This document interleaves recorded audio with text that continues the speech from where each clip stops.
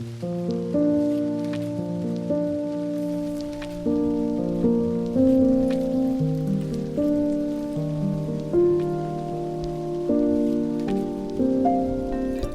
Paul deals with carnal Christians in 1 Corinthians chapter 2, he talks about the cross, because the cross goes directly to the root of self.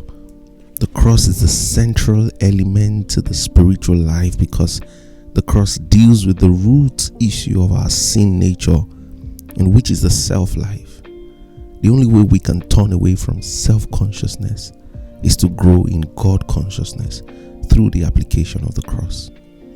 Now, most times we struggle because we don't realize that the enemy can't rob us of the presence of God, but he will distract us to be more focused on ourselves than on God. We don't fully comprehend how amazing God has made himself fully available to us in every moment, no matter the season of our lives. And when we focus on our own temptations or struggles, we cannot experience God, who is always with us, who travels every distance, covers every vulnerability. He is more than enough to help you war against those things that would keep you from him. It's not like we intentionally set ourselves up to do this, but it's so easy to exalt our problems by giving them all of our attention. It's so easy in the regular ebbs and flows of life to glorify these things.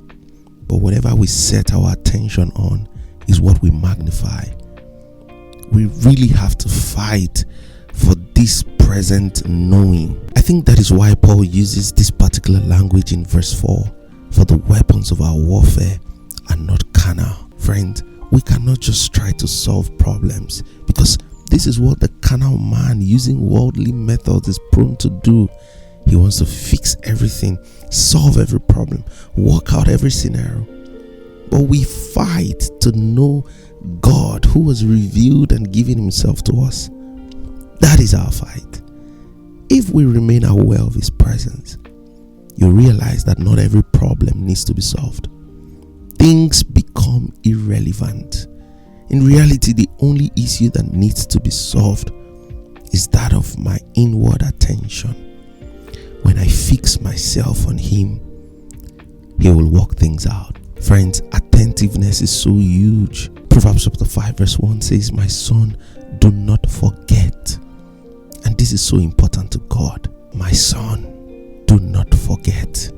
My son, give me your attention. Proverbs 4:40 says, whatever you give your attention to grows. So guess what? The lust of the flesh and the spiritual life are both increased by the same means: attention. Friends, I heard someone say that Eve was deceived by the serpent because she gave attention to the serpent.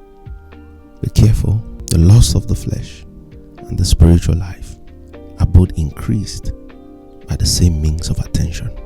Have a blessed day, friends.